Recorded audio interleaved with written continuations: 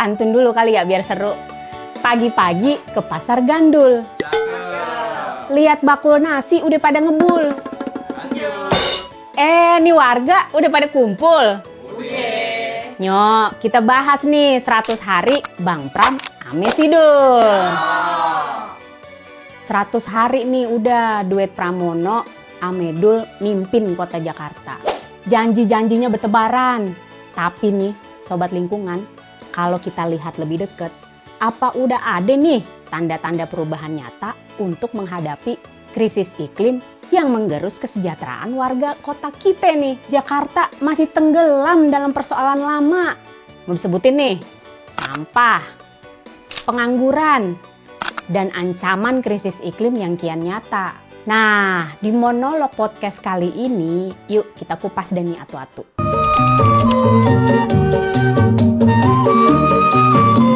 Sobat lingkungan, tahu kagak? Jakarta nih ngasilin sekitar 8.600 ton sampah per hari. Ini juga banyak banget itu ya. Dan 62%-nya tuh sampah organik yang seharusnya bisa jadi kompos. Tapi faktanya 90% langsung dibuang ke Bantar Gebang tanpa dipilih-pilih. Padahal kita punya lebih dari 2.200 bank sampah. Tapi sayangnya cuma separuhnya nih yang aktif nih. Nah, pada tuh karena dukungan dari Pemprov minim banget. Alih-alih memperkuat pemilahan sampah, pemerintah nih malah lebih fokus ke proyek RDF Rorotan. Udah teknologinya mahal, asapnya bikin ngebul. Warga sekitar ya pada protes lah. Kalau sobat lingkungan bayangin nih, sebenarnya sederhana. Kalau sampah organik aja dikelola serius, beban TPA pasti bisa berkurang drastis. Tapi apa nih yang kejadian sekarang? Pemerintah kayaknya lebih milih solusi instan yang nguntungin kontraktor, bukan ngebangun sistem berbasis partisipasi warga. Jadi apa kagak seharusnya nih arah kebijakan sampah Jakarta diubah total?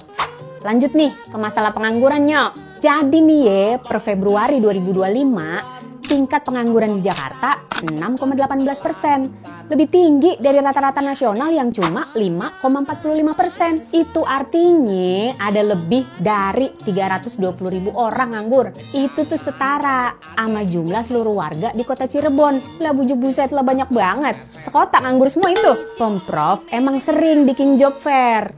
Tapi banyak yang bilang hasilnya minim. Pelamar dianggap kagak sesuai sama kebutuhan industri. Dan mayoritas lowongan yang muncul cuma di sektor informal bergaji rendah lagi. Lagian kalau dipikir-pikir lagi nih ya, masalahnya kan bukan cuma soal jumlah lowongan, tapi soal akses pelatihan keterampilan. Jakarta juga belum serius ngembangin green jobs atau pekerjaan ramah lingkungan.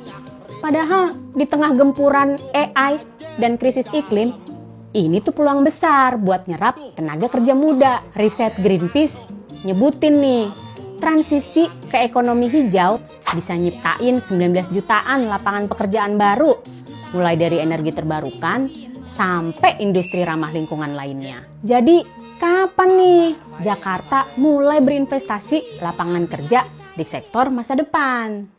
Sobat lingkungan pasti tahu kan nih, Jakarta nih kota kita udah jadi salah satu kota yang paling rentan sama perubahan iklim.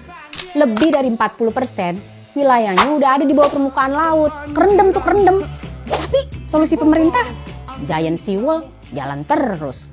Sementara janji giant mangrove wall kagak kedengeran. Padahal mangrove bisa serap 5 kali lebih banyak karbon dibanding hutan biasa. Dan pastinya jauh lebih murah sebagai benteng alami. Tapi warga kayak yang di Pulau Pari udah lama berjuang sendiri nanam mangrove, malah pada bentrok juga sama kepentingan pengusaha besar. Kagak ada dukungan lagi dari pemerintah. Belum lagi soal polusi udara nih. Aduh, Jakarta nyatet rata-rata PM2,5 sebesar 40 mikrogram per meter kubik, 2 kali lipat ambang aman dari standar WHO. Sering juga tuh kota kita ada di posisi nomor 1 kota dengan udara paling beracun di dunia.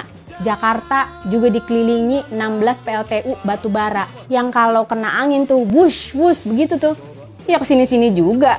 Ya mati apa kagak kita tuh? Kalau pemerintah mau serius nih, bukannya mestinya solusi iklim nih nyentuh semua lapisan, bukan hanya proyek-proyek beton, dengerin dong keluh kesah warga-warganya. Dan libatin juga dong pendapat saintifik, para ekspertis. 100 hari emang kagak cukup nyelesain semua masalah, tapi cukup buat nunjukin arah.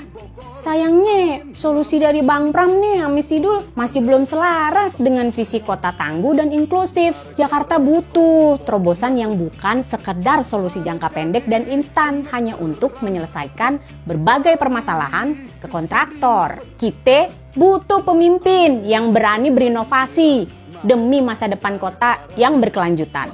Yuk, sobat lingkungan, terus awasi, dorong, dan suarain nih perubahan. Karena kesejahteraan kota ini, kesejahteraan kita juga.